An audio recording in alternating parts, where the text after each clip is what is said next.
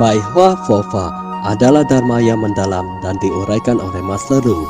Menggunakan bahasa sehari-hari, menggunakan filosofi kehidupan, dan menggunakan contoh sederhana di kehidupan sehari-hari untuk menjelaskannya. Di dalam Bai Hua Fofa, kita bisa memahami teori dharma yang mendalam dan memunculkan kembali sifat kebudayaan kita semua untuk mengubah nasib kita.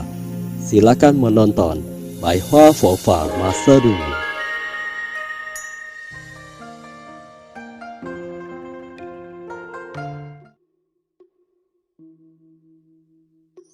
白话佛法光播讲座episode 5 Jodoh Kesadaran Meningkatkan Pembinaan Kesadaran dan Budi. Ada sebuah pepatah mengatakan Anda merasa tidak tenang karena pikiran Anda sedang bergejolak. Anda merasa tenang karena pikiran Anda bersih. Setelah pikiran tenang, Anda akan mencapai pencerahan. Seseorang yang tidak dapat mengendalikan pikirannya, artinya pikirannya sedang bergejolak. Perhatikan bagaimana tatapan mata seorang pria bejat yang terus melirik sana-sini. Jadi mengapa banyak orang berkata bahwa orang ini sangat sembrono? Kita bisa melihat perilaku dia dari tatapan matanya. Tatapan mata pria maupun wanita yang sembarangan melihat sana-sini. Orang-orang seperti ini memiliki pikiran yang bergejolak. Pikirannya bergejolak dan pemikirannya tidak stabil. Jika pikiran Anda sangat bersih, maka Anda akan tenang dan tidak mudah berubah. Jika pikiran Anda tenang, maka sifat kebudayaan Anda akan muncul dan Anda akan mencapai pencerahan. Saya jelaskan kepada kalian, berserah pada jodoh dan jangan memaksakan jodoh. Jika ada kesempatan melakukan sesuatu hari ini, maka berserahlah pada jodoh itu. Sedangkan jika tidak ada kesempatan melakukan sesuatu, namun Anda memaksa ingin melakukannya, ini disebut sebagai memaksakan jodoh. Bodhicitta berdasarkan oleh kesadaran. Anda perlu mencerahkan pikiran Anda sendiri dan memohon untuk meningkatkan tingkat kesadaran. Artinya, Anda harus tersadarkan. Anda harus tersadarkan terlebih dahulu.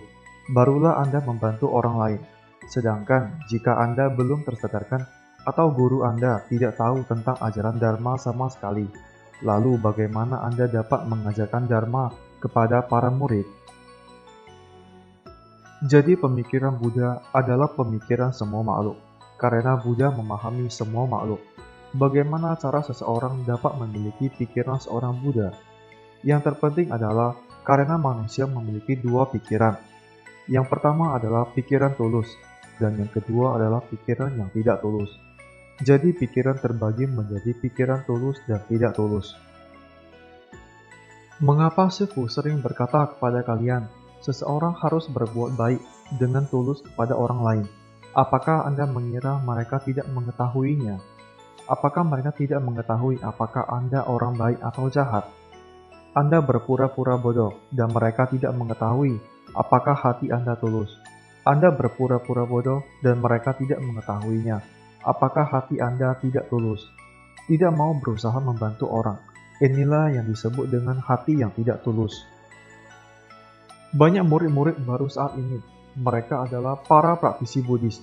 Siapa yang belajar Dharma dengan sungguh-sungguh dan siapa yang belajar Dharma dengan tidak sungguh-sungguh. Dua jenis hati ini. Bagaimana dua jenis hati ini datang? Jadi Sifu mengajarkan kalian untuk bersungguh-sungguh. Bagaimana dua jenis hati ini datang? Mereka datang dari kebingungan. Orang yang telah tercerahkan akan membina diri dengan setulus hati. Sedangkan yang masih belum tercerahkan dan orang yang masih bingung akan membina diri tanpa ketulusan hati. Jadi seseorang yang kebingungan akan mendengarkan hal-hal yang tidak benar dan tidak mau mendengarkan nasihat. Seseorang yang kebingungan percaya kepalsuan dan tidak akan percaya kebenaran.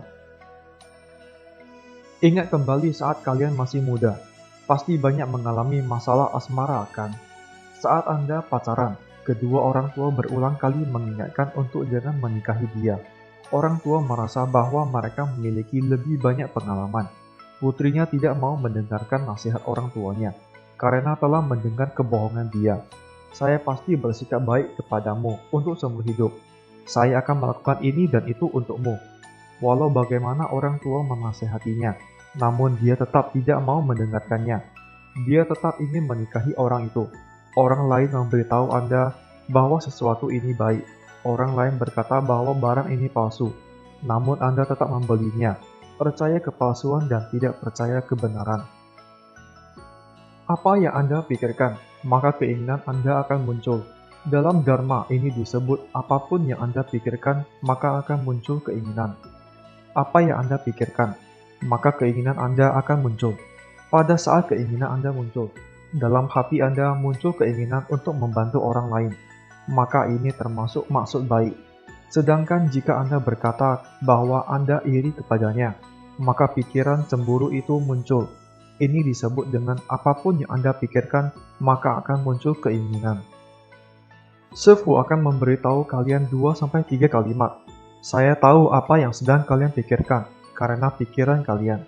Apa yang Anda pikirkan di dalam pikiran Anda, pada akhirnya akan keluar dari mulut kalian sendiri.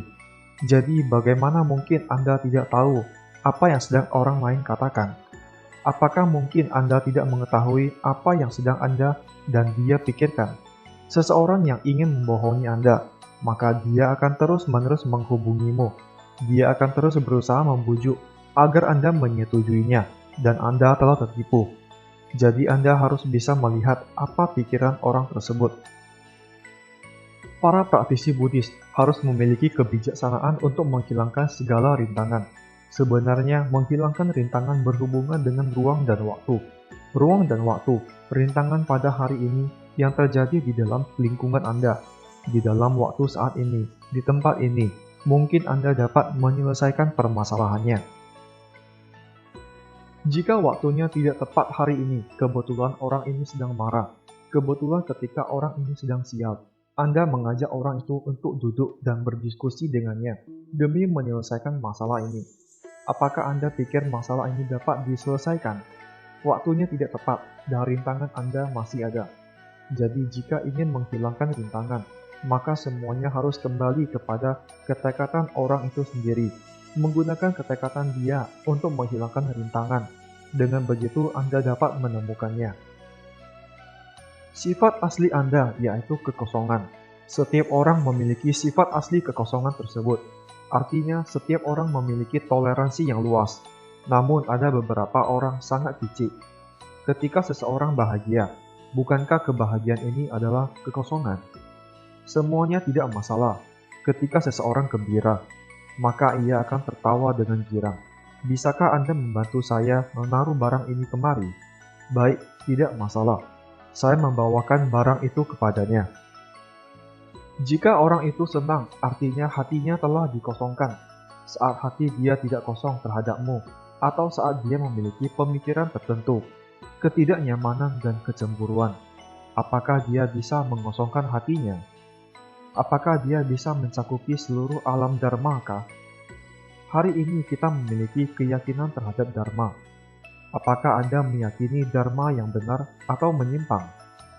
Pertama-tama, jika hari ini Anda meyakini dharma, Anda harus meyakini terhadap dharma yang sempurna. Apa yang dimaksud dengan dharma yang sempurna? Artinya kebenaran tentang dharma tersebut. Setelah mendengarkan dharmanya, Anda tidak merasa sedang memihak siapapun. Inilah dharma yang benar. Perkataan yang diucapkan Busa, misalnya, hanya melakukan kebaikan dan tidak melakukan kejahatan apapun. Apakah kalimat ini benar? Apakah kalimat ini salah? Apakah kalimat ini membuat Anda memikirkan hal lain? Tidak ada. Jadi inilah yang disebut dengan dharma yang benar. Karena kebenaran dharma adalah kebenaran universal yang berlaku di mana-mana. Segala dharma yang baik itu bukanlah dharma yang Sifu ajarkan kepada kalian. Hari ini hanya berlaku untuk seseorang dan tidak cocok untuk orang lain. Artinya ini salah. Jika hanya baik digunakan untuk satu hal dan tidak baik untuk hal lainnya, ini berarti bukanlah dharma yang benar. Apakah kalian mengerti? Dharma yang benar mengajarkan keadilan bagi semua makhluk, kesetaraan untuk semua makhluk. Misalkan saya meminta kalian semua berbuat baik, bukankah ini disebut dengan kesetaraan? Jika hanya akan menyarankanmu untuk memperbanyak kebaikan, sedangkan meminta dia untuk sedikit berbuat kebaikan.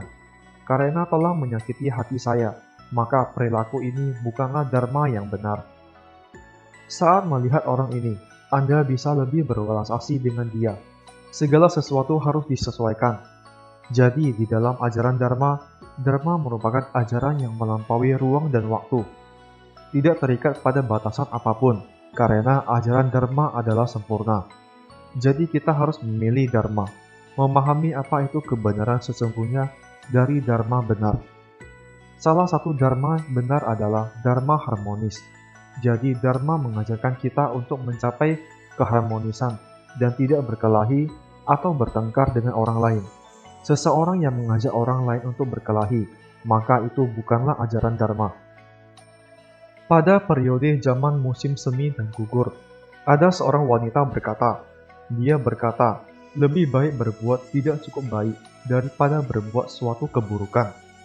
Saya lebih suka melakukan hal yang benar dan memperlakukan orang dengan baik. Tidak masalah jika saya tidak mendapatkan hasil yang cukup baik, tapi jangan melakukan kejahatan. Jangan menggunakan kepintaran, jalan pintas, atau berpikiran licik untuk memperoleh keuntungan lebih banyak. Jadi banyak orang yang telah melakukan kesalahan karena telah berpikiran licik demi mendapatkan materi, popularitas, dan keuntungan. Orang seperti ini tidaklah benar. Cepat atau lambat, orang itu akan terkena sial. Apakah kalian mengerti? Lalu saya ingin berbicara kepada kalian mengenai beberapa topik. Ada sebuah kalimat mengatakan pikiran yang tenang. Seseorang yang tenang akan mencapai bodhi. Jadi seseorang yang tenang, maka ia akan mencapai bodhi, yaitu pencerahan. Kebijaksanaan berada di dalam ketenangan. Orang yang tidak banyak bicara, jangan meremehkan orang itu. Selama dia bukan tunawicara, maka dia pasti memiliki kebijaksanaan. Jangan mengira jika dia tidak berbicara artinya dia tidak memiliki kebijaksanaan. Bahkan tunawicara saja memiliki kebijaksanaan. Jika seseorang memiliki ketenangan, maka ia akan dijauhkan dari masalah. Ketenangan pikiran. Jika pikiran Anda tenang, maka Anda akan dijauhkan dari masalah. Ini disebut sebagai kesadaran bodhi, pembangkitan bodhi.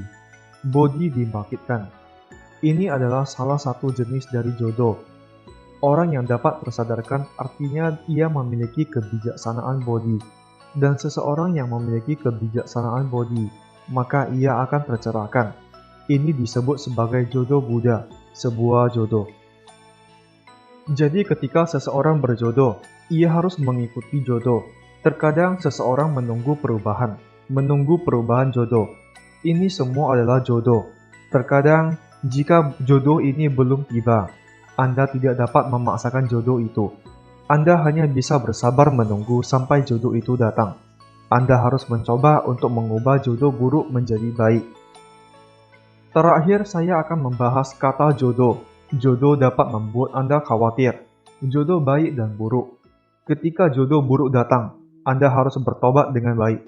Mengetahui bahwa Anda belum melakukan banyak kebaikan di kehidupan sebelumnya. Ketika jodoh baik datang, maka Anda harus berhati-hati. Karena jodoh baik yang berlebihan dapat menghambat proses pembinaan diri. Mengerti? Jodoh buruk yang terlalu banyak dapat membuat Anda khawatir. Marah dapat meningkatkan karma buruk. Jadi kita harus menggunakan kesetaraan hati dalam menghadapi jodoh. Seseorang yang memiliki ekspektasi berlebihan terhadap jodoh, dan jika ia tidak dapat memenuhi ekspektasinya, maka ia hanya akan menyakiti dirinya sendiri. Mengucapkan terima kasih setelah orang lain membantu Anda. Ketika seseorang berbuat baik kepada Anda, maka Anda harus berterima kasih. Jadi saat orang lain bersikap baik terhadap Anda, maka Anda harus berterima kasih. Anda tahu jika mengucapkan terima kasih setelah orang lain membantu Anda, artinya Anda telah mengikuti jodoh. Jadi bersikap baiklah terhadap orang lain. Jadi ketika seseorang tidak dapat berpikir jernih, maka ia akan menderita. Tidak dapat berpikiran jernih akan membuat seseorang menderita. Kekhawatiran orang-orang zaman sekarang dapat memperburuk kondisi fisik mereka. Ini adalah salah satu penyebab yang paling mendasar. Jadi ketika tubuh seseorang tidak baik, artinya batin dia juga tidak baik. Hati sakit dan sangat bersedih hati. Ini adalah penyebab sakit hati Anda yang paling mendasar. Jadi seseorang harus dapat berpikir jernih, benar bukan? Banyak hal ketika masih muda, banyak dari kita yang tidak mengerti, menghabiskan waktu dengan sia-sia. Namun, semakin bertambahnya usia, kita baru menyadari, padahal di saat kita menyadarinya, umur kita sudah mau habis.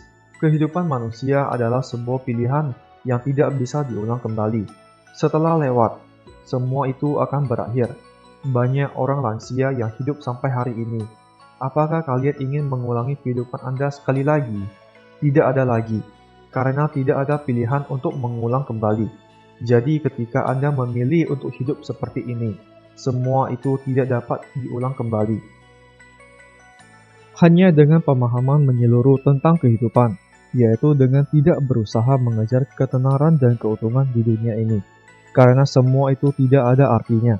Banyaklah belajar dharma, karena kehidupan ini tidaklah kekal. Maka Anda akan mengetahui betapa sulitnya bisa berjodoh dharma, dan Anda baru dapat membina diri dan pikiran.